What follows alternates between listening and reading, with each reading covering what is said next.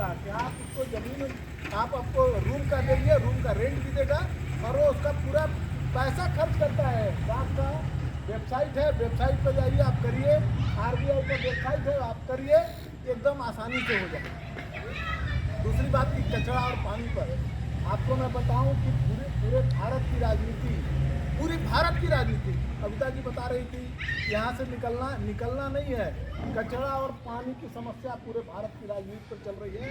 अगला बार मोदी जी भी वोट पानी पर और कचरा पर मांगेंगे, मैं आपको बता दे रहा हूँ। क्यों?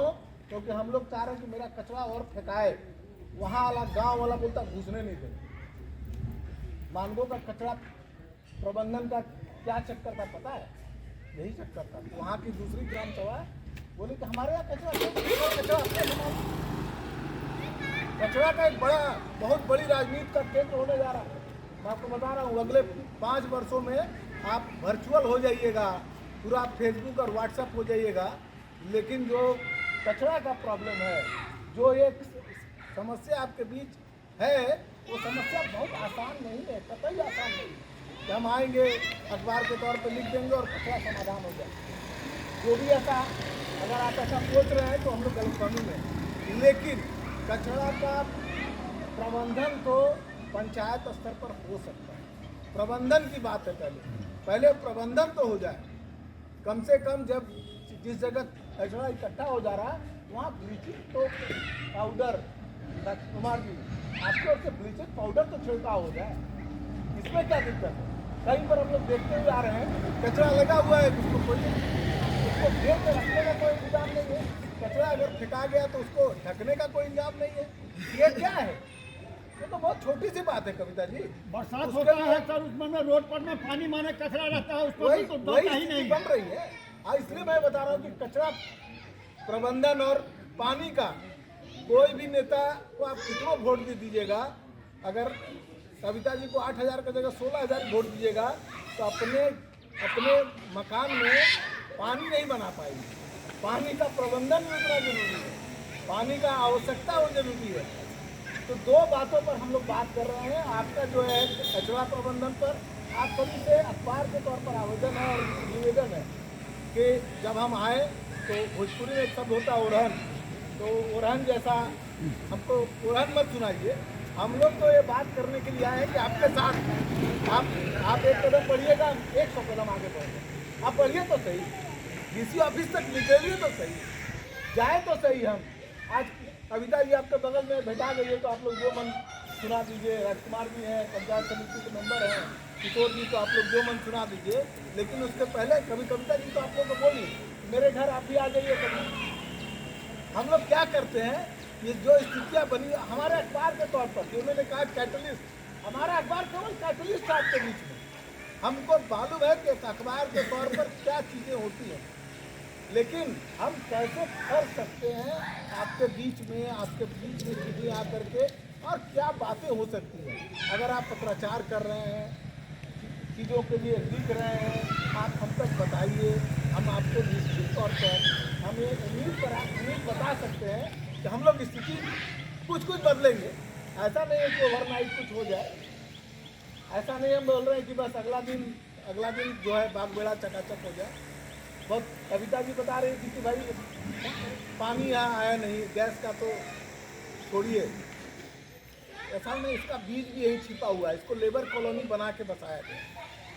वो थोड़ी ना सोचा था कि आप मैंने 5-5 मंजिला हो जाएगा, ये सोचा ही नहीं था।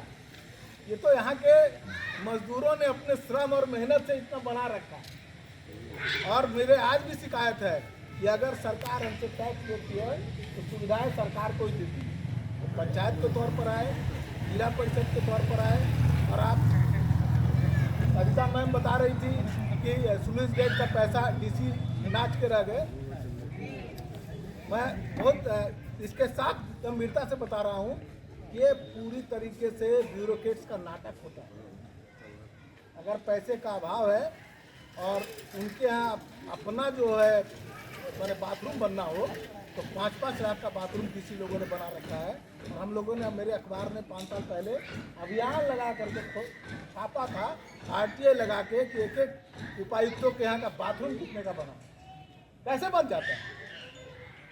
किस तरीके से आ रहा है, इसलिए उस पर उलझने की जरूरत नहीं है। हमको क्या है कि हम एक कमेटी बनाए, कमेटी बना के उसको पत्राचार करें और आपका अखबार आपके साथ साथ रहेगा। ऐसा मत सोचिए कि किसी के यहाँ जब हम लोग पहुँचेंगे तो आप मुझे गायब पाइएगा, मुझे बता दीजिएगा तो मैं रहूँगा, नहीं तो मेरे अखबार का निश्चित रूप से प्रतिनिधि भी मौजूद रहेगा, एमपी भी मौजूद रहेगा।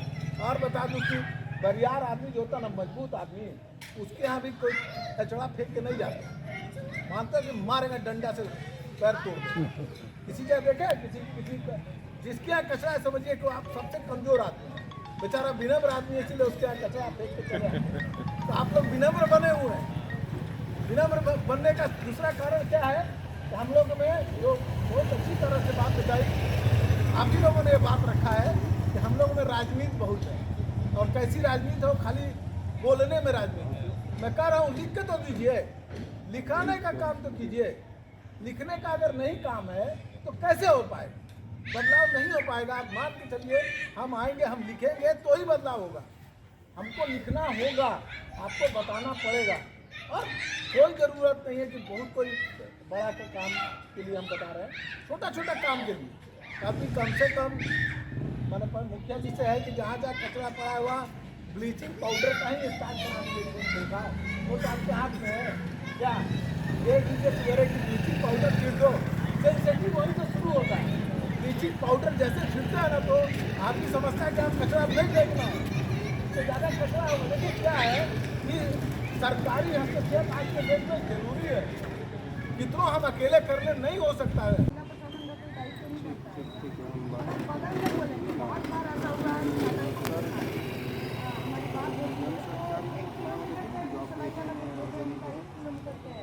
जैसा इंडस्ट्रियल रूल में होता है, एरियल डिस्टेंस से 4-5 किलोमीटर में रहता है, तो उसका प्रबंधन का दायित्व भी वो बड़ी इंडस्ट्री पर है।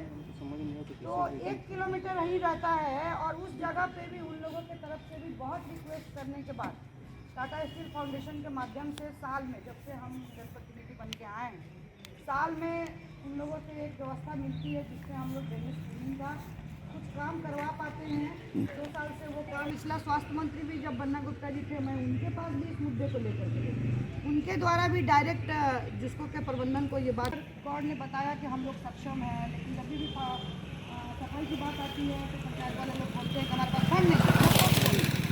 क्योंकि जिला परिषद का जहाँ तक बोलिएगा तो हमारा 1 रुपया भी हमारे पास नहीं। प्रभातखबर.com, विश्वास वही, रफ्तार नहीं।